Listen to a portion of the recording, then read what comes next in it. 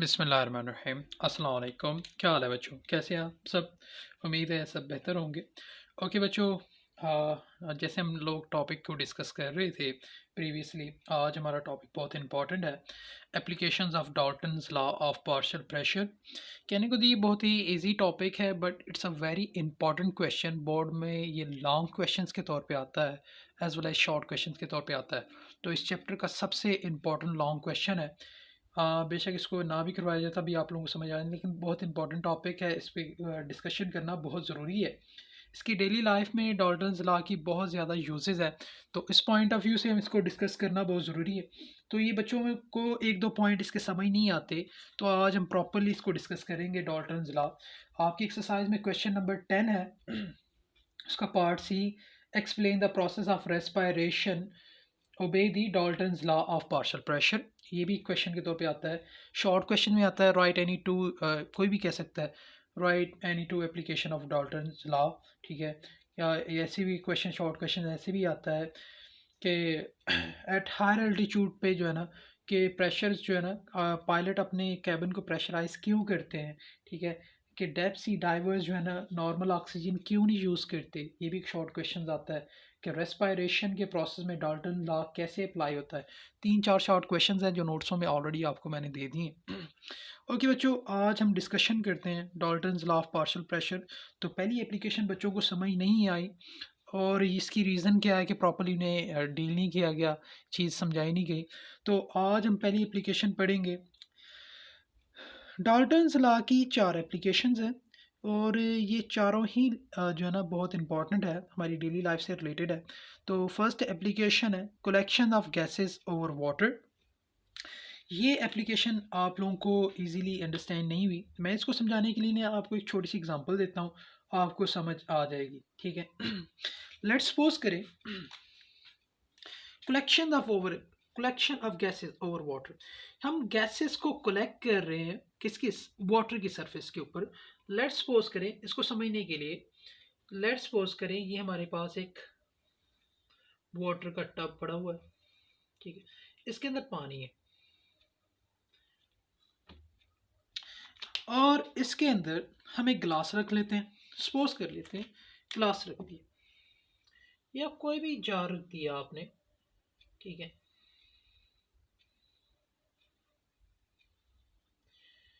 और इसको यहाँ पे बंद कर दिया। आप इसे नीचे से हीट करना शुरू कर दें। हीट करने से क्या होगा, इसके अंदर जो वाटर है, ग्लास के अंदर जो वाटर डेफिनेटली यहाँ से मूव करके इसके अंदर जाना शुरू हो जाएगा, ठीक है। और यहाँ पे वाटर इसके अंदर अपना वाटर जो आ जाएगा, ठीक है। ग्लास के अंदर वाटर आ गया, इसकी सरफेस यहाँ पे एक गैस बननी शुरू हो जाएगी, बिल्कुल प्योर गैस। ये कौन सी गैस है, ये गैस आ जाएगी यहाँ पे कलेक्ट हो रही। इसके साथ साथ क्योंकि वाटर है, तो वाटर के वेपर्स भी होंगे, बिकॉज ये वाटर है ना, कुछ वाटर के जो है वेपर्स, वाटर के वेपर्स भी आ जाएंगे।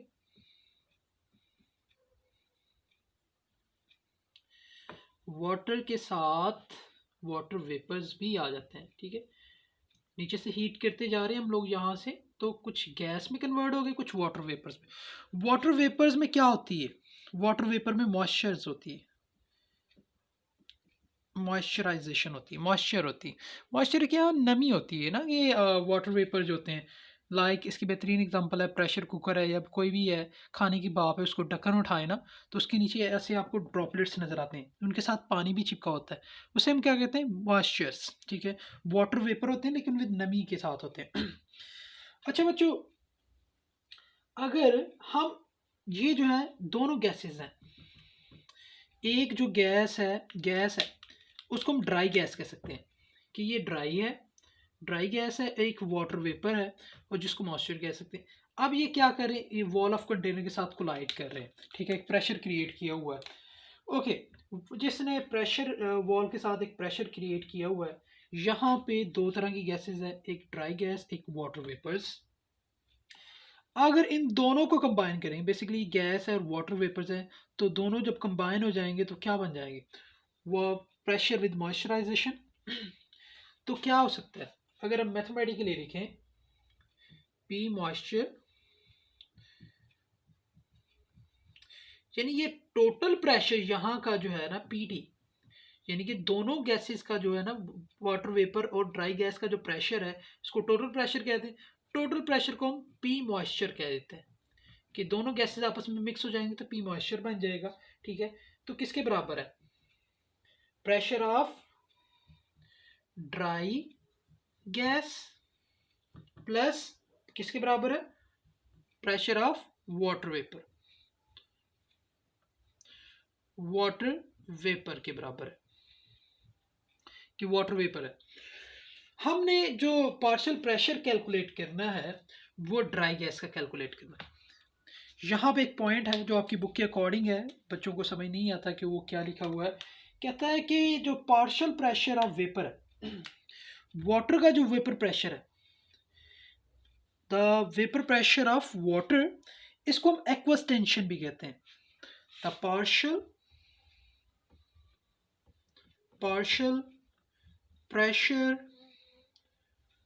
the partial pressure of vapor is called aqueous tension, इसको aqueous tension भी कहते हैं। ठीक है, aqueous tension किस तरह कहते हैं मैं आपको समझा देता हूँ। ठीक है, ये जो वाटर वेपर है, वाटर वेपर इसको हम एक्वस टेंशन भी कह सकते हैं। तो आपकी ये इक्वेशन हम इसको इस तरह भी लिख सकते हैं, P moisture is equal to P dry gas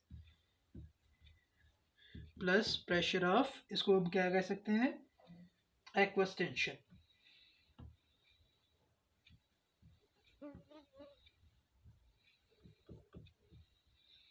aqueous tension. Okay बच्चों, अगर हम मज़ीद इस पर डिस्कशन करें,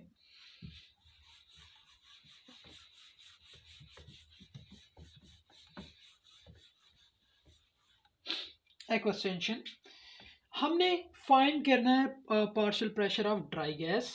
तो पी जो ड्राई गैस है, ड्राई गैस को बाहर ले आओ, इसको हम बाहर ले आते हैं। ठीक है, और मॉइस्चर आगे चला जाएगा, P moisture minus aqueous tension. ये हमारी फर्स्ट एप्लीकेशन है। इसने कहा था कि जो कलेक्टेड होती हैं, अगर इस पॉइंट को आप समझे कि ये देखें गैस है, इसमें क्या होंगे, कुछ वाटर के वेपर आ जाएंगे, तो उसको हम क्या कहते हैं? वाटर वेपर्स को हम एक्वस टेंशन भी कहते हैं।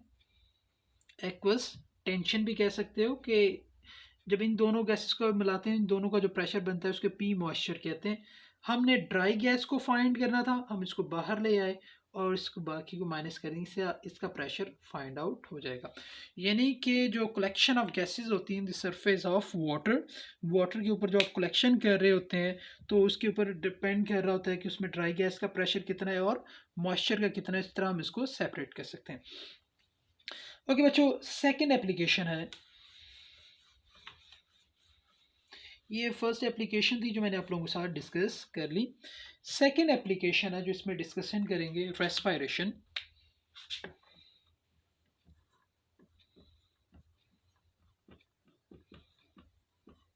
रेस्पिरेशन क्या होता है? सबसे पहले हमें ये पता होना चाहिए what do you mean by respiration. सांस लेने के प्रोसेस को ऑक्सीजन इनहेल करना और कार्बन डाइऑक्साइड को एक्सहेल करने को हम क्या कहते हैं? रेस्पिरेशन कहते हैं। यानी कि सांस लेने और कार्बन डाइऑक्साइड छोड़ने के प्रोसेस को हम क्या कहते हैं? रेस्पिरेशन कहते हैं। जिसमें आपको पता है हमारी एटमॉस्फेयर के अंदर, अगर आप लोगों को याद हो, एटमॉस्फेयर के अंदर हमारे एयर के अंदर, ये जस्ट जनरल बता रहा हूँ, एयर के अंदर 78% नाइट्रोजन होती है, 21% ऑक्सीजन होती है, 0.03% कार्बन डाइऑक्साइड होती है और 0.07% अदर गैसेस होती हैं। जिसमें नोबल गैसेज आ जाती हैं, वाटर वेपर आ जाए, डस्ट आ जाए। असल पॉइंट ये है कि हमारी बॉडी के अंदर सिर्फ ऑक्सीजन ही क्यों जाती है, कार्बन डाइऑक्साइड क्यों नहीं जाती? कार्बन डाइऑक्साइड तो ऑलरेडी हमारी बॉडी के अंदर है, कि बॉडी के अंदर ऑक्सीजन ही क्यों जाती है, कोई और गैस क्यों नहीं जाती? कार्बन डाइऑक्साइड बाहर ही क्यों आती है, रिवर्स क्यों नहीं हो जाता?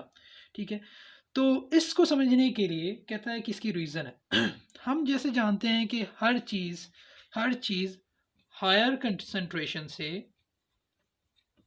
कंसंट्रेशन से लोअर कंसंट्रेशन की तरफ ट्रेवल करती है, या हायर प्रेशर से लोअर प्रेशर की तरफ ट्रेवल करती है। इसको समझाने के लिए बेहतरीन एग्जांपल है, ये एक क्लोज कंटेनर है, ठीक है, इस तरफ पानी जो है यहाँ तक है और इस तरफ पानी क्या है, यहाँ तक है।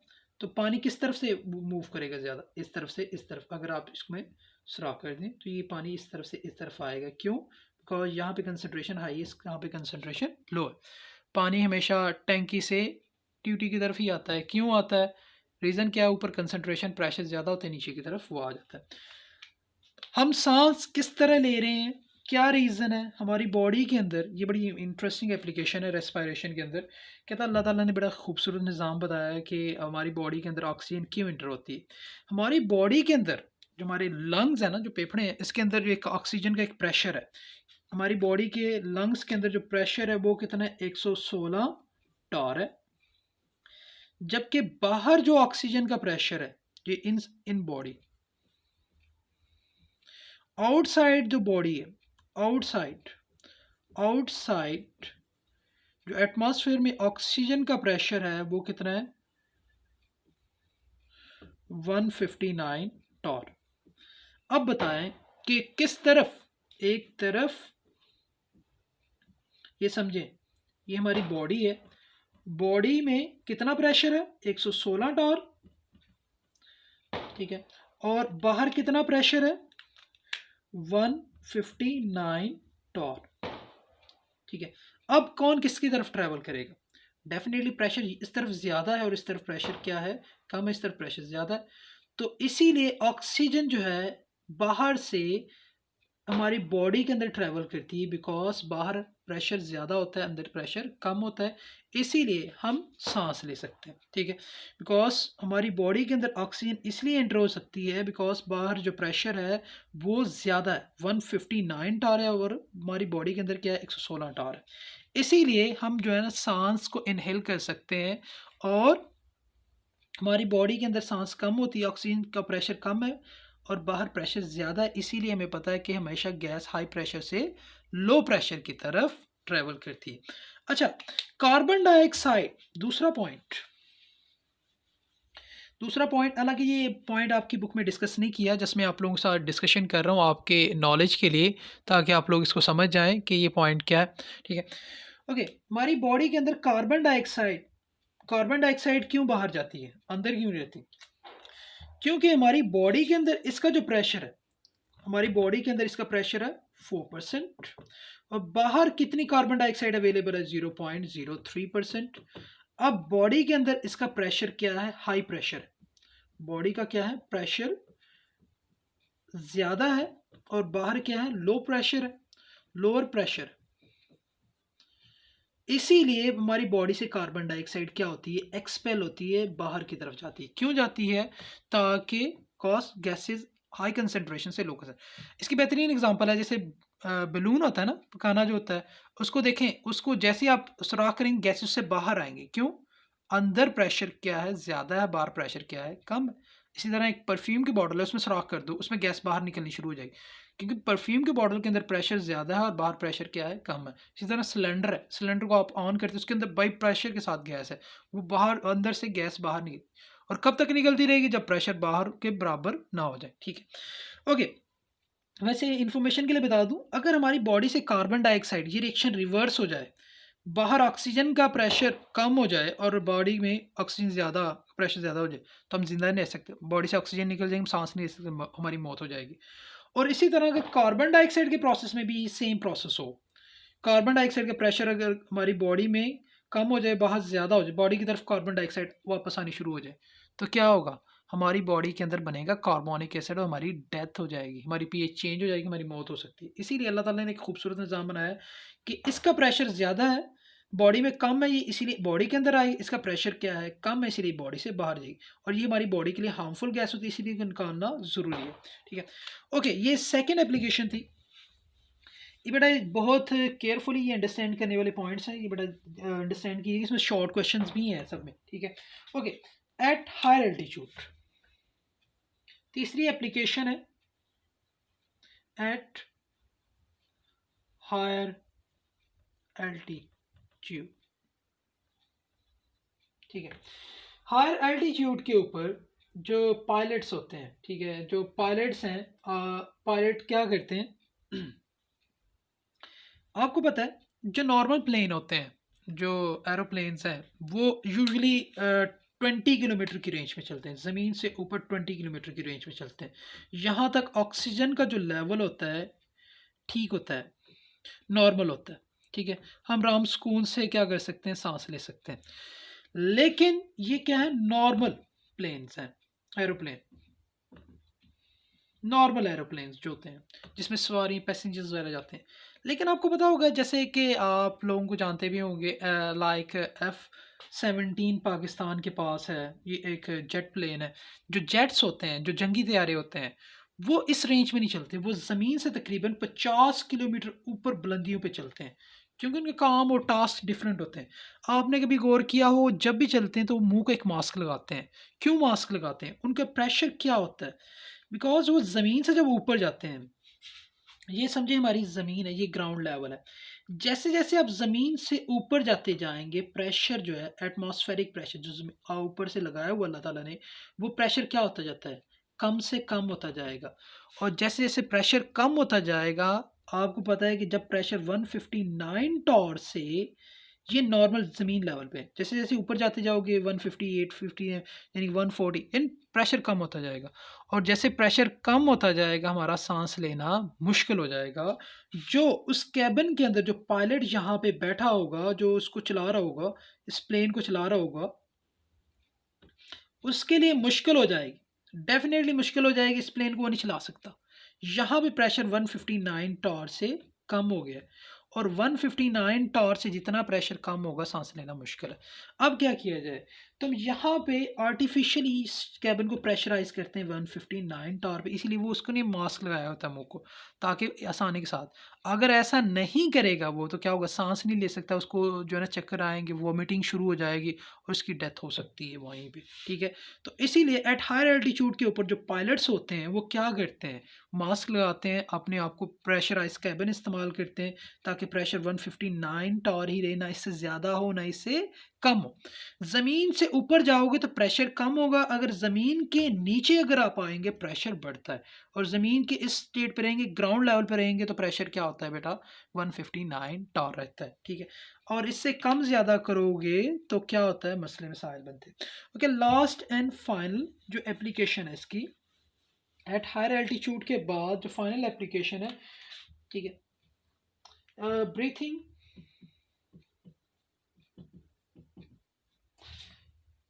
इन डेप्थ सी। आप लोगों को बताओ, जो है ना, हम पानी के अंदर सांस नहीं ले सकते, सांस नहीं ले सकते, हम पानी के अंदर सांस नहीं ले सकते, हमें क्या लेके जाना पड़ता है, ऑक्सीजन सिलेंडर। अच्छा, ऑक्सीजन सिलेंडर लेके जाते हैं, ऑक्सीजन सिलेंडर के अंदर जैसे जैसे पानी के अंदर जाएंगे तो डेफिनेटली हमें ऑक्सीजन चाहिए, पानी से तो हम ऑक्सीजन ही निकाल सकते। अब हम क्या करें, ब्रीथिंग करनी है सांस लेने के लिए, ऑक्सीजन सिलेंडर ले गए, ऑक्सीजन सिलेंडर, उसमें हम नॉर्मल एयर नहीं लेके जा सकते, नॉर्मल एयर जो है ना सिलेंडर के अंदर नहीं लेके जा सकते। क्यों नहीं लेके जा सकते, नॉर्मल सिलेंडर एयर क्या होती है, जिसमें बाहर ये जो ज़मीन पे हम खड़े हैं सांस ले रहे हैं, एयर की कंपोजिशन क्या है, 78% उसमें नाइट्रोजन होती है, 21% ऑक्सीजन होती है। ये वाली गैस, ये नॉर्मल एयर सिलेंडर के अंदर नहीं लेके जा सकते। भाई क्यों नहीं लेके जा सकते, क्या मसला है, इसकी क्या रीज़न है? ये क्वेश्चन भी एक शॉर्ट क्वेश्चन है कि why we can not use normal air for the breathing in depth sea diver, जो स्कूबा है वो क्यों नहीं यूज़ कर सकते? तो इसकी मेन रीज़न ये है कि इसके अंदर होती है 78% नाइट्रोजन। जैसे जैसे ज़मीन के अंदर जो ग्राउंड लेवल है, लेट्स सपोज ये ग्राउंड लेवल है, इससे नीचे जितने, एवरी 100 फीट के बाद जो प्रेशर है वह 3 एटमॉस्फेरिक प्रेशर इंक्रीज, 3 गुना प्रेशर बढ़ जाता है। लेट्स सपोज यहाँ पे 159 था, 100 फीट के बाद आने से मल्टीप्लाई बाई 3 टाइम ये इंक्रीज हो जाएगा। कितना हो जाएगा? ये राउंड अबाउट आपका हो जाएगा 520 या 40 के राउंड अबाउट ये आपका प्रेशर बन जाना। इसकी मिसाल ऐसे है कि अगर आप नॉर्मली सांस ले रहे हैं, ठीक है, खड़े, अगर एक पंखा चला दें, तेज़ पंखा चला दें, उसके सामने खड़े हो जाए, आप सांस नहीं ले सकते क्योंकि जो एयर का प्रेशर होगा ज़्यादा हो जाता है। ज़मीन के अंदर अगर आप पानी के अंदर जाते जाएंगे, यहाँ पे जब आप ट्रैवल करेंगे तो आप सांस नहीं ले सकते। पानी के जो ऊपर पानी है, ये वाला पानी का प्रेशर, ये जहाँ पे जो सिलेंडर है इसके ऊपर वो प्रेशर लगाता है, फोर्स लगाता है, तो उसकी वजह से प्रेशर बढ़ता है। तो हम क्या करते हैं, अगर ये वाला नॉर्मल एयर साथ लेके जाएंगे, ये जो नाइट्रोजन है ये क्या करता है, ये आपके ब्लड के अंदर डिफ्यूज हो जाता है, ब्लड के अंदर मोर डिफ्यूज हो जाता है। इसके डिफ्यूज होने से क्या होता है, नेक्रोसिस हो जाती है। नेक्रोसिस क्या होती है, बेहोशी की हालत होती है कि अगर आपकी बॉडी के अंदर ज़्यादा डिफ्यूजन नाइट्रोजन गैस चली जाए तो इंसान बेहोश होना शुरू हो जाता है। ये हड्डियों के ये जॉइंट्स हैं ना, ये लॉक हो जाते हैं, जाम हो जाते हैं जब नेक्रोसिस होती है, डिफ्यूजन जो नाइट्रोजन गैस जब ज़्यादा जाती है। और इसकी वजह से फिर क्या होते हैं, हड्डियाँ आपकी जैम हो जाते हैं, पानी के अंदर स्टॉप कर जाते हैं, फिर आप मूव नहीं कर सकते, वहीं पे आपकी डेथ हो जाती है। फिर इस प्रॉब्लम का सॉल्यूशन क्या है, हम किस तरह इसको ओवरकम कर सकते हैं, कि क्या किया जाए? तो एक बहुत बड़ी प्रॉब्लम है। तो क्या करते हैं, जो पानी के अंदर जो डेप्थ सी डाइवर जाते हैं, कौन सी गैस वे साथ लेके जाते हैं? वो एक ऐसी गैस लेके जाएंगे जो हमारी बॉडी के अंदर जाए तो हमें नुकसान ना पहुंचाए, इनर्ट गैस लेके जाते हैं। तो जो सिलेंडर लेके जाते हैं उसमें क्या होता है, 96% हीलियम गैस होती है, ये इनर्ट होती है, ये हमारी बॉडी को नुकसान नहीं पहुंचाती। और 4% उसमें क्या होती है, ऑक्सीजन होती है, और ये हमें हमारी बॉडी के लिए रिक्वायर्ड होती है, हम इसे लेके जाते हैं, ठीक है। दैट्स वाई जो डेप्थ सी डाइवर्स हैं वो नॉर्मल एयर इस्तेमाल नहीं करती, ये वाली एयर इस्तेमाल करते हैं ताकि क्या हो, ताकि प्रॉपर्ली ऑक्सीजन दे। अगर वो नाइट्रोजन कंटेनिंग वाली एयर लेके जाएंगे जो बाहर आम ले रहे हैं, तो उससे क्या हो जाए, इसकी मौत हो सकती है, ठीक है, इसीलिए हम इस्तेमाल नहीं कर सकते। ओके बच्चों, ये 4 एप्लीकेशन की मैं एक ओवरव्यू दे देता हूँ। सबसे पहले हमने कलेक्शन ऑफ गैसेस के ऊपर बात की कि कलेक्शन ऑफ गैसेस क्यों हो रही है, ठीक है, वो उसके बारे में डिस्कशन की। ओके, दूसरा जो पॉइंट हमने इसमें डिस्कशन की है रेस्पायरेशन, फिर थी breathing of higher altitude and breathing depth C. अगर ज़मीन से ऊपर जाओगे प्रेशर कम होगा, ज़मीन के अंदर जाओगे तो प्रेशर बढ़ता जाएगा। हमें नॉर्मल प्रेशर चाहिए, 159 टार चाहिए। अगर इससे कम होगा या इससे ज़्यादा होगा हम उसमें सांस नहीं ले सकते, ठीक है, इसीलिए हमें क्या चाहिए, नॉर्मल एयर चाहिए। आप लोग देखें कि जब पहाड़ों के ऊपर लोग चलते हैं, बहुत ज़्यादा हायर एल्टीट्यूड के ऊपर जाते हैं, तो वो तब भी ऑक्सीजन सिलेंडर इस्तेमाल करते हैं। क्यों इस्तेमाल करते हैं? वहाँ पे ऑक्सीजन का लेवल कम हो जाता है। ऑक्सीजन का लेवल कम होने से मुराद ये होता है उसका प्रेशर कम हो जाता है। हम इस एटमॉस्फेरिक प्रेशर से उसका प्रेशर कम हो जाता है, तभी इसे हम सांस नहीं ले सकते। इसीलिए हमें क्या चाहिए होता है, नॉर्मल प्रेशराइज्ड ऑक्सीजन चाहिए होती है ताकि हम सांस ले सकें, वरना हम नहीं ज़िंदा रह सकते, ठीक है। ये एप्लीकेशन से बेटा हमने डिस्कस कर ली, ये बहुत इंपॉर्टेंट है लॉन्ग क्वेश्चन के तौर पे। तो इंशाल्लाह कोई क्वेश्चन मजीद होगा बेटा, आप लोग मुझसे कर सकते हैं डिस्कशन, तो मैं आपको उसका आंसर कर दूंगा, ठीक है। Thank you very much.